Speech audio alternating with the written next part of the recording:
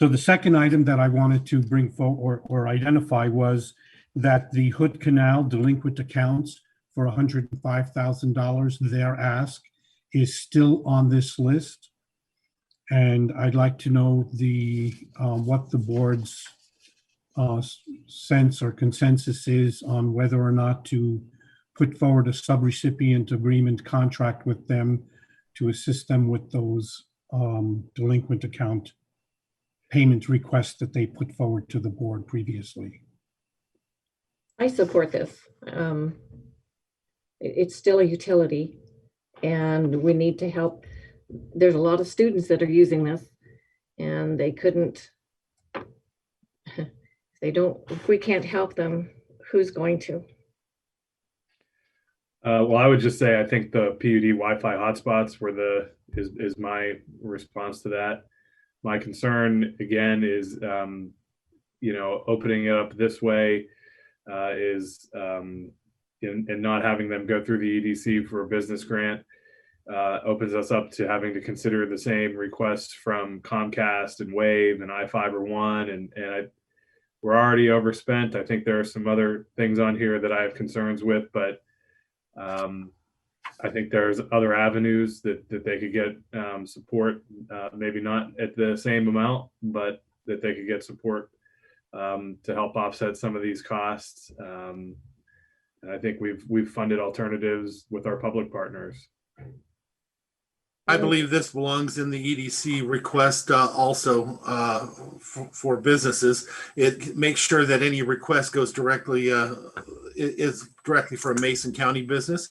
We're opening it up to a utility. That way will put us in an opportunity to be 6 times greater the amount of money that has to come out just to be equal with the other ones, and it seems like a great risk to me. I think this is a better set in the EDC's business proposal for Mason County businesses. Well, it's not really going to the business though, and it's been stated in the CARES funding that this is assisting the citizens, it's not assisting the business. And so, in another argument, I don't see, there's a lot of kids that can't make it to the PUD hotspots either because they don't have transportation, their parents are working. There's so many other issues. And so I still support it. And again, Commissioner, that they have one, at least maybe as much as 1/3 of what Waves has, and they have 1/3 of what Comcast has. So that means that, we still have 6 times more that we'd have to do. And we can't, in my opinion, we can't do everything. So I'd like to put it towards the EDC request. So, Commissioner Trask, to those points, how do you view Wave and Comcast? I mean, how do you make those two work then? Well, they're all utilities, and they're all going to delinquent accounts. With the CARES funding, there are certain things that we can help with and certain things that we can't help with. And they did say that helping helping people retain their utilities is definitely in there. If we were helping, you couldn't help the ports or we couldn't help the cities. I know that there was a suggestion that maybe the city could come through, but they are specifically noted that you can't help another government entity, but you can help customers with their utilities. I'll remind you, we also still have our own. We have water and sewer and stuff that, if we're going to look at it, I think we should be looking at the ones that are directly under us. I don't disagree with you at all. And it is my hope and prayer that the federal government is going to send us a little bit more assistance during these times, because there's a lot of need out there. And I know that we're not going to be able to help everyone, but I'd like to help those that we can.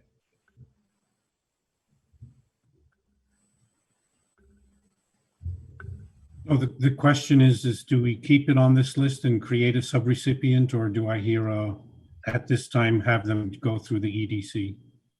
Again, we're not assisting their business, we're assisting their customers. Correct. Well, let's go through the other ones and see where else we might be willing to cut in order to make this one work.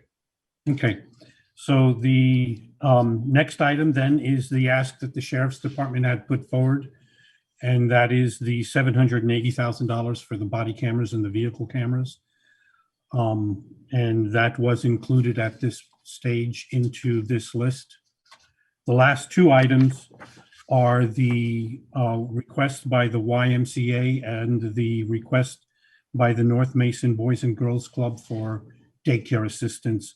The YMCA was only for 1 month's worth of funding, which is about 13,000, and the North Mason Boys and Girls Club was a request for 75,000, but that would go for a couple of months at least, and we would probably need to cut that back to a smaller number. I haven't been able to get that information from the Boys and Girls Club of North Mason. Right, and I think at this point in time, we can only go through the end of November. That's correct. So that's why for the Y, we would only be able to fund 1 month, the month of November for them. Right, and it would be the same for the Boys and Girls Club, unfortunately. Yeah, I would assume it's about the same, around 12, 13,000. And just when were those requests received? The Boys and Girls Club was in June or July, and the Y was about the same time.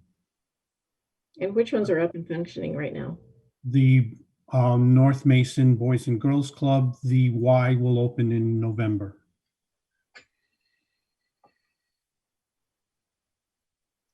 I'm definitely supportive of those. I wish we would have taken action earlier, been able to help out a little bit more with those, but I remain supportive of getting them what we can for at least November. Yep, I feel the same way.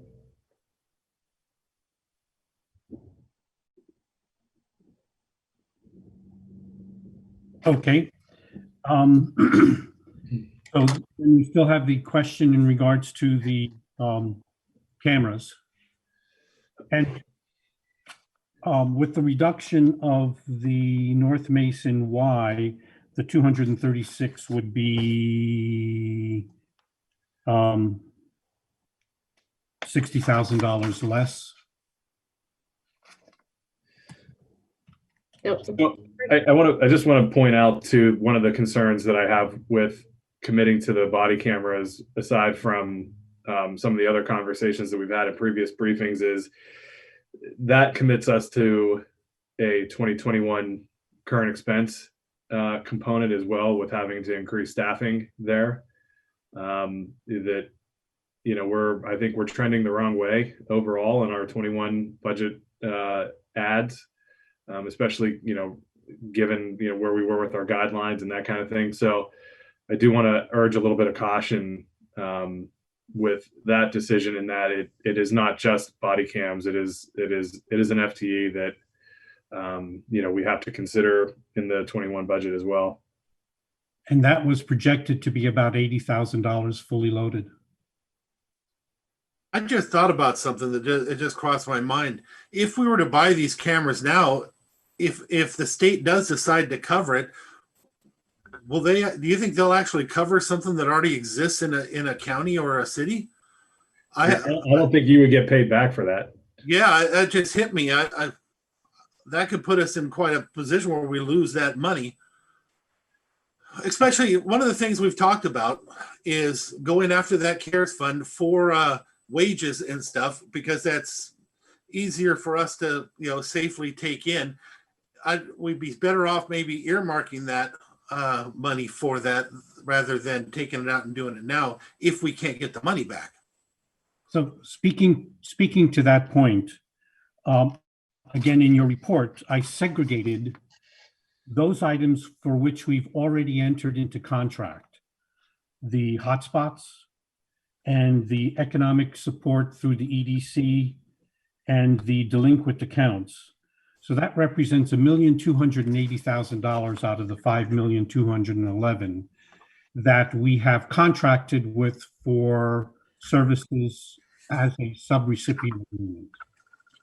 But that leaves the balance then, instead of paying for using the CARES Act to purchase building 10 quarantine and isolation facilities, additional cleaning, masks, supplies, the IT components for laptops and teleworking, those items can be used can be paid for by submitting a request to CARES for up to $6,376,000 worth of public safety payroll, get that reimbursed, and then use the general fund to purchase these other items or to pay for these other items directly and not supported under the CARES reimbursement process.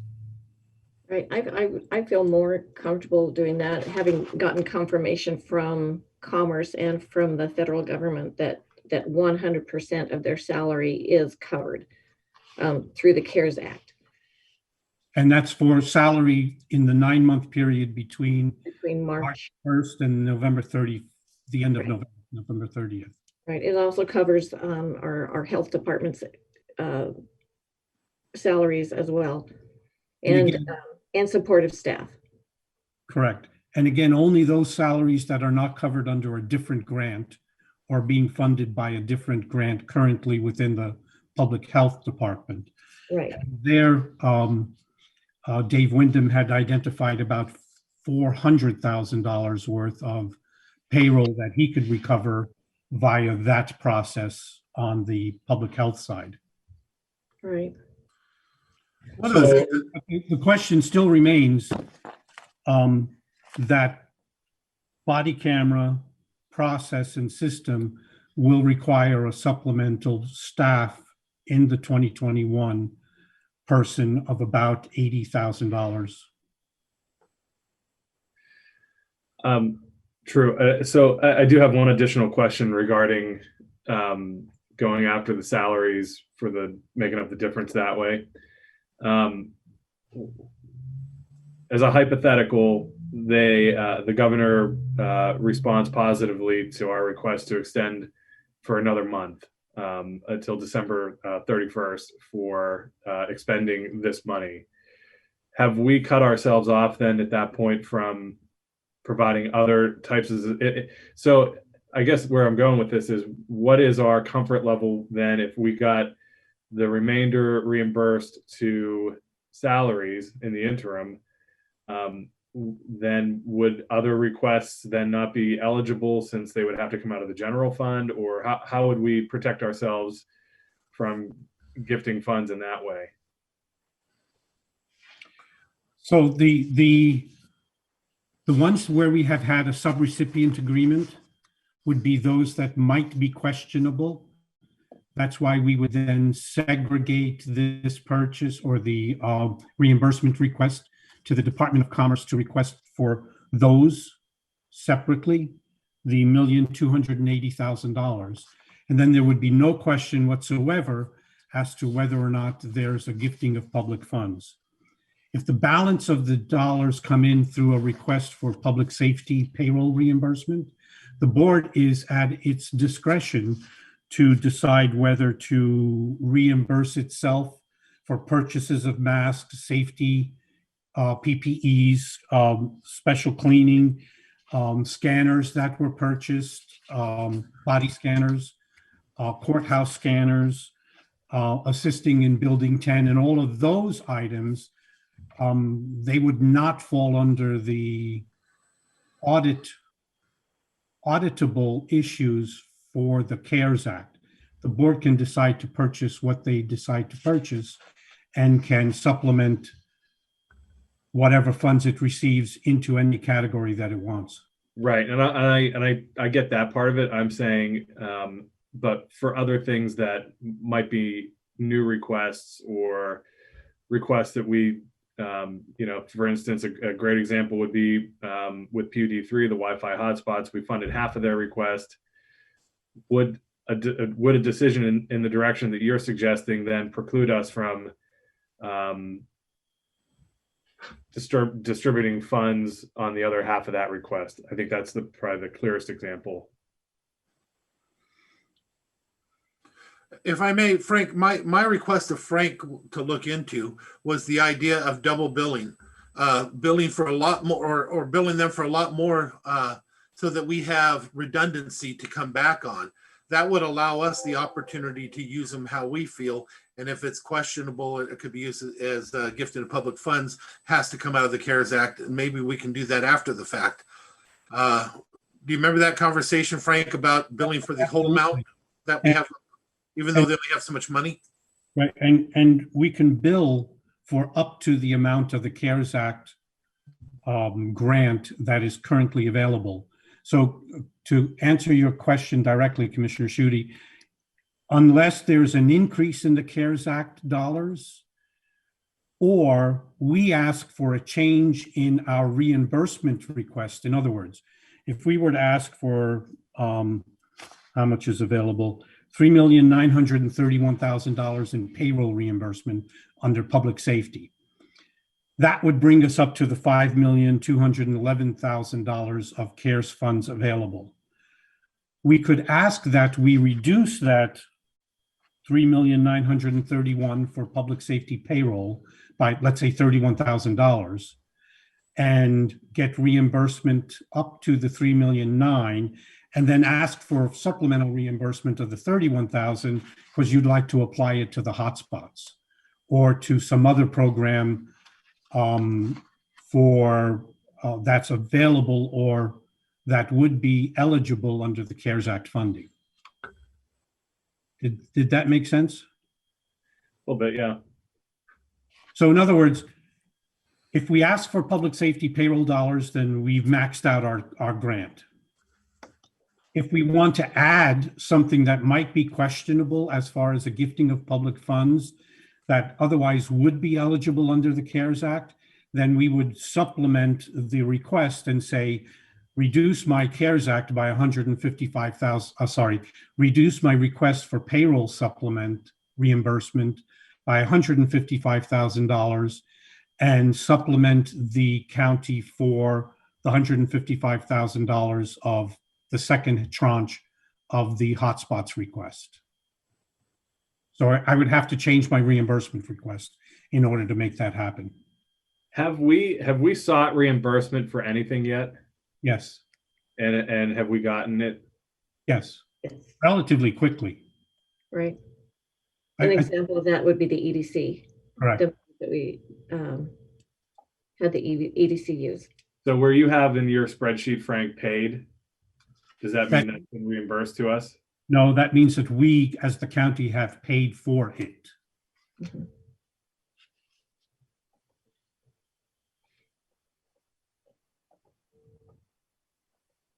All right, Frank, correct me if I'm wrong, but I think that we've been reimbursed for, it was either 2 or 3 different items. We've been reimbursed for the $325,000 for the EDC first tranche. And we've been reimbursed, I believe, for the $20,000 of the supplemental EDC first tranche payment request. And it came within 2 weeks, I think. Right. The turnaround was amazing, and they were so helpful with Kelly and helping her and get those requests through. So given the timing that we have and the amount of public safety payroll dollars that we have, which is much more than the balance of the CARES funding that we can request for reimbursement, we can hold back on some of those requests until the November 30th timeframe, because we have until December 15th to put in the request. So the board can make a decision to do a request for, instead of the $3,931,000, it could ask for $3,500,000 and have $431,000 still available for it to use to assist in what would have been deemed gifting of public funds, but is eligible under the CARES Act funding at that point in time. Right, and that could include the hotspots. Correct. Or, um, Or Yeah, any other item that comes up. right. Yeah, As we long don't, as it's been before November 30th. correct. We don't have to ask for the full amount from the payroll, public safety payroll reimbursement. We can ask for something less and leave some room in those funds that can be reimbursed through CARES eligibility. So Frank, you feel that we can't, even though we understand they won't be reimbursing us any other money, you feel that we can't turn in more claims in case something breaks loose, or some of that other money they're holding on to gets released, or anything? We can only keep it to the limit that we have right now? Because I thought when we were talking, it seemed like a good protective thing to have more claims in than money coming out. Yeah, we can ask for more claims. They will just deny it. Nope, and I appreciate that. The reason why the asking for more claims, though, was to protect us on some of those other issues for gifting. Correct. But we have to make a determination of what we're asking for reimbursement by December 15th. Well, the full amount of the wages, just The full amount, put it in there, and they may only give us up to a certain dollar amount, but that'll keep us protected if something else happens and it gets kicked back, that we can have it turned immediately into those other dollars. but we would have had to have asked for it by December 15th. Yes, that's what I'm saying. Ask for the full thing, the Yes. full amount. They may only reimburse us a certain amount, but if something falls through, it's a protective thing for us. And we won't. Nobody will challenge that one, or could challenge that one for gifting. It's all internal funds. All of the other purchases are internal funds. That's absolutely correct. And the board can decide to pay for those directly out of the general fund.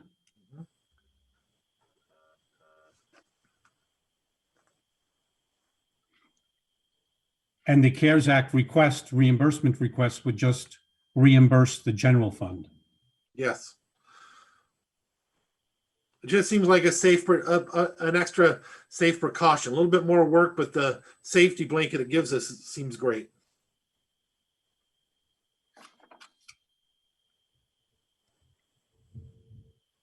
So that leaves the question of how to deal with the sheriff's office body cameras and whether or not to fully request public safety dollars as a reimbursement to blanket all of the other general fund expenditures.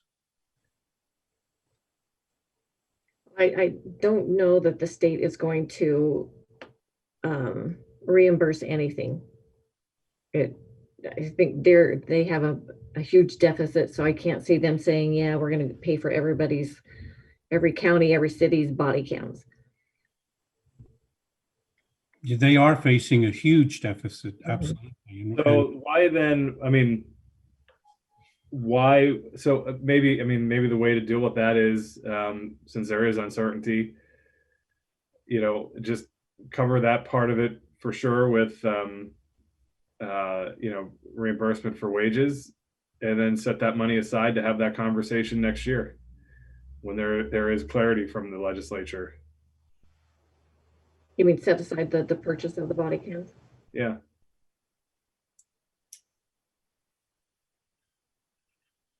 We could do it that way, and then deal with all of the audit questions around the documentation for the purchases of PPE, other sliding doors, the scanners, the body scanners, building 10, the teleworking laptops, and all of those other items. Then we have those auditable items as well. Not that there's any question about the audit, other than it's just a complexity in next year's auditing.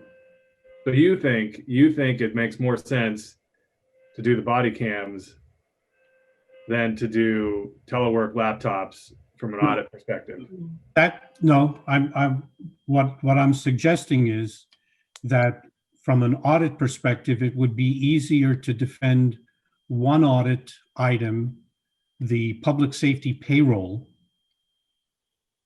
and request a reimbursement for $3,931,000 for that, rather than deal with 20 different audit items for scanners, for sliding doors, for PPE, for cleaning supplies, for extra cleaning services, and on down the item list that we've already identified and paid for in most cases.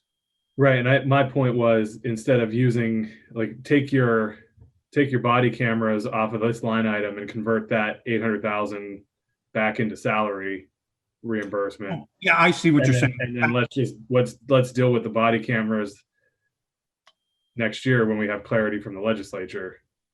Apps, that would work as well. I'm sorry, I misunderstood. Yeah. No, if we took that off and added, instead of 3,000,009, 4,000,008, or whatever it comes to,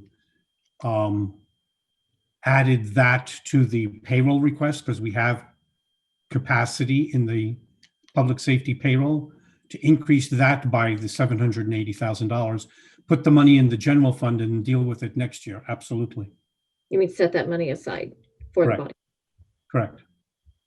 Because Because I mean, ultimately, would just go to, I mean, it would cover the salaries, which would then Correct. essentially be moved to ending fund balance at that point, right? Yeah. Is that correct? Right. Yes. Yeah. So what I'm hearing is remove the body cameras from this list, increase the dollar amount of the public safety payroll reimbursement request, and then put aside in ending fund balance that $780,000 for utilization next year.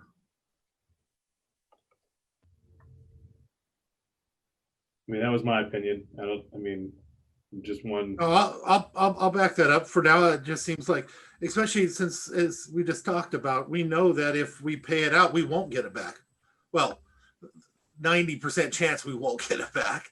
Correct. So it makes more sense to do it this way than it does the other. And then it becomes simply a timing issue of when to order it for the sheriff's office. But then I'm sure they'll give us a cushion. They're not going to say you have to have it by Wednesday. Well, next session, it starts in January. And so it just depends. I mean, it's the legislature. They can either move slow or they can move fast. It just depends on their passion for an item. Well, I'm sure their passion will be high on it, but I'll bet you they'll give us a year to fulfill.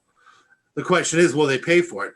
No, There is. I wouldn't count on it. I would not count on it. I hear there's a push to get them to pay for it because they want it. There is. They There want is. it everywhere, but maybe our lawsuit with the Association of Counties will have some effect on that question. Yeah, I can almost guarantee that they will not pay for it. So the consensus I'm hearing is to remove the body cameras from this allocation, replace it with reimbursement requests for public safety payroll dollar reimbursements, and then allocate those, or just identify those dollars in ending fund balance for availability next year when we find out whether or not the state's going to fund that item or not. And if not, then use those dollars. I agree. Okay. Last item, just to be complete in our conversation. So under the Public Health CARES Act dollars, there are $1,389,000 available to the Public Health Department for CARES eligible items. And Dave Wyndham had identified in his most recent allocation approximately $400,000 worth of of eligible public health salaries that he can request reimbursement for from CARES. Those are, again, for dollars that have already been spent and are not covered under another grant from another entity. So if he gets that reimbursement, then the public health department would have an additional $400,000 reimbursed to their ending fund balance at the end of the year. That may make the $379,000 that's budgeted from the general fund over to the public health fund for 2021 budgeting not necessary. Now, Frank, would we be able to, because I know that their contact tracing is not going to go away. And if we do not receive funding from the federal government or from the state to assist us with that, could we use that for the extra help that they might need? Absolutely. I mean, you could use it for anything, because at that point, it becomes the purview of the board how to spend those dollars. Right. And I know that they're going to need, I mean, this pandemic is not going to go away as much as we would like it to. And so I would like to be able to make sure that we have the assistance needed over there. So I will work with Dave and with Casey to come up with a much closer estimate of how much public health payroll dollars are eligible for CARES reimbursement, so that we can identify how much of that they can put aside for contact tracing. The public health side of CARES is available to be spent through the end of December, because the Department of Health is matching the timeline that the US Treasury offers for spending CARES dollars, which is until December 31st. The Department of Commerce has backed that up 30 days, and their window is only through the end of November. Department of Health has their window through the end of December. So any contract tracing that he may incur in December would still be recoverable under CARES. But in order to put a bank of dollars available, he may need to use his public health payroll dollars, ask those to be reimbursed, and then put that in the bank as additional ending fund balance increases for contact tracing costs that he may incur in 2021. All right, I believe he also has some grants that don't expire until June, the end of June. Correct. So I'll work with Casey and with Dave to get a better handle on what this impacts their department, how this impacts their department and their ending fund balance. Great. Thank you. And that's all I have on that one. Next item is Ross with a request to purchase 2 Jefferson JAVS systems. Ross?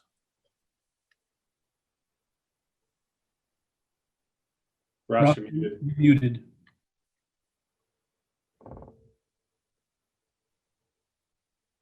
Ross, can't hear you.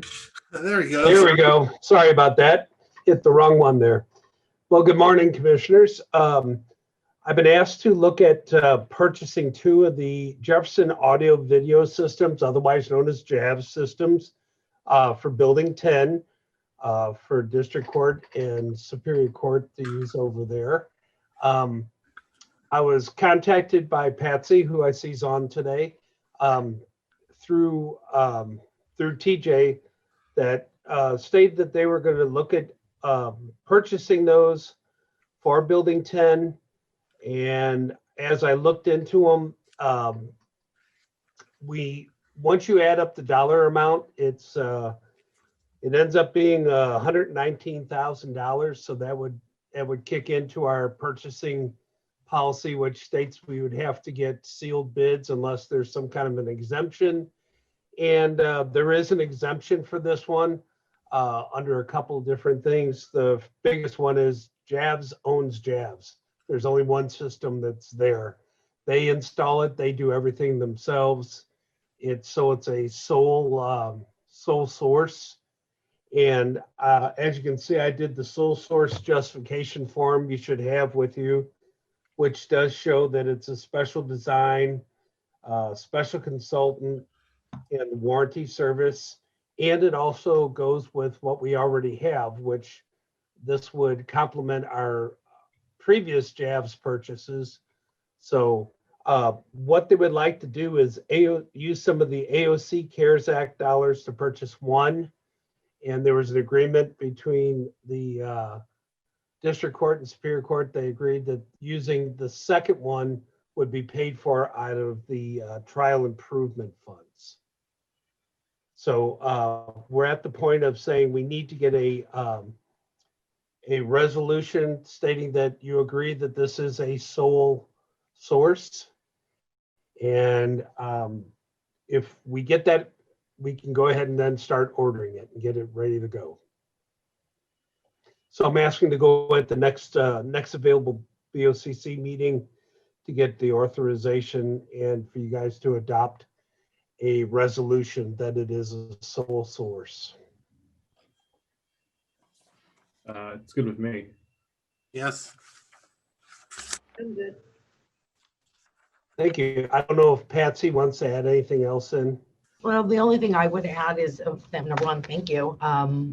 The need to expedite the one that's going to be paid for with the CARES funds, because I've got to submit that before the end of the year. And I only have until December to do that, so. I believe our next meeting, commission meeting is the 3rd of November. And the reason for that is also, Todd was going to get on and let you know that there are a lot of courts out there who have utilized the CARES funds money to purchase new recording systems. So I can get it ordered. The sooner I can get it ordered, the sooner I get it on the installation calendar. But they have multiple courts out there who have taken advantage of this CARES funds to purchase new recording equipment. So November 3rd is okay? Would that be, I mean, that's the soonest we can do it. That's next Tuesday. If that's as soon as we can do it, then I'm good with that. Thank you.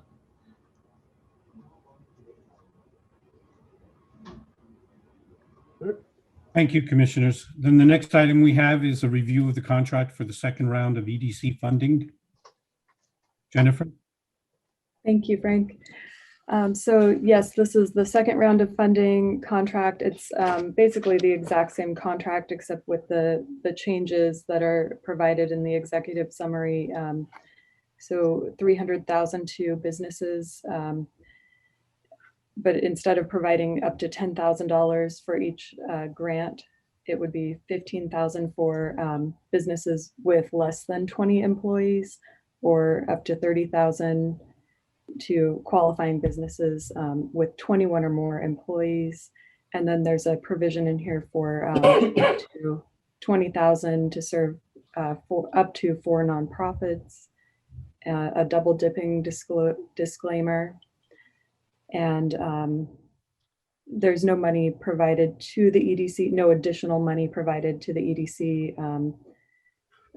Like the first one, we had $25,000 to administer the contract. And then the effective date of the agreement would be through November 30th. So does the commission have any questions, comments on this second round? Yeah, I thought we had a discussion in the last one where they were not going to be, they would still be able to apply if they had received funds in the past. I don't see that in here. It could easily be rectified with just a change in the words. It says includes a double dipping disclaimer. Businesses who did not receive equal to or greater than 5,000 in COVID-19 support grants will be given preference. And that would still allow us to give them it, because if we can save the business, I think it's important that we save the business if we really honestly believe that's the issue. Okay, so take that out then, the double dipping, is everybody in agreement with that? No, we wanted to still give preference to people that didn't get anything. Okay. At least the last we discussed, commissioners.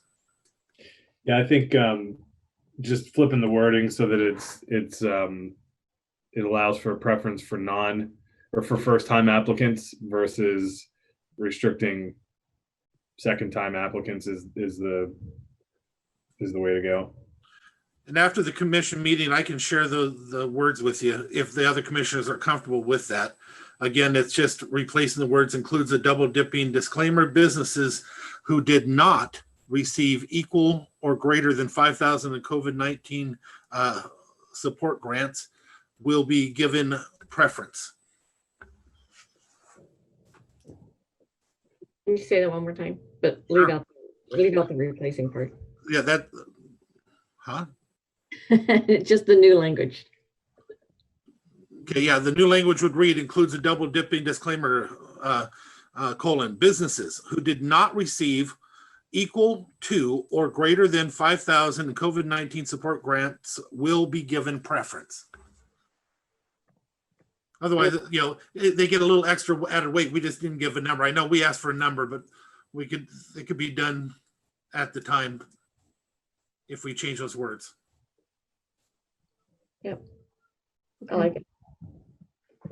Yeah, that sounds good. I thought that was kind of weird to have that in there, but I, you know, just put it together like. Well, in the original ones by Commerce, they didn't allow it.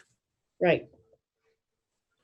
Okay. So now, commissioners, what do you think about the 15 compared to the normal 10? Since if we're only looking at 300,000 and not the other 6 like we were talking about, is less more, or Were you thinking like 10 and 15? yeah, or 10 and 20? I mean, I'm fine with that. I think every little bit helps a lot of these folks, so According that'd to be their, okay. yeah, I go according to their need. Oh, there's a big difference there. Well, no, you have the set amount, but then, you know, it's applied according to their need. Oh, okay. So the set amount, because Up to maybe 300,000. So are you comfortable then with 10 and 20 and then according to their need added in there? Is that what you're saying? yeah, well, I would say that it's probably a given that it's according to their need, but you know, if we want to add it in, that's fine too. Okay. But 10 or 20? Yeah. 10 and 20? Okay. 10 or 20 instead of 15 or 30? Is that what you're saying, Commissioner? That's what I'm hearing. Yeah, that's fine with me. Yeah, I'm good with it. Okay, so we're going to provide up to 10,000 to qualifying businesses with less than 20 employees and or up to 20,000 to businesses with 21 or more employees, correct? Okay, thank you. Okay, and everybody's good with the nonprofit piece in there? I think if that's going to be in there, I think it should be a 10. I'm good with that. Right. Yeah, Up to 10,000 to serve up to 4 nonprofits. yeah. Or okay. Yeah. Okay, and I think that's it. And the 300,000 is a good amount total. I heard, is anybody interested in 6? Let's go with the Well, it was, but we keep hearing those other numbers that, We don't have the funds. yeah. Okay, so do we then, with these changes, have permission from the board to place this on the November 3rd action agenda for Yes, approval? please, with a thank you to EDC. I can't believe they pull off all this stuff that they're doing. I really can't. Yeah, agreed. Yeah. Great, okay, thank you. As a side note to the CARES Act funding, I do have a verbal question into Chelsea with SAO on the billing side of things and how that's going to work. So if I find anything out, I'll let everybody know.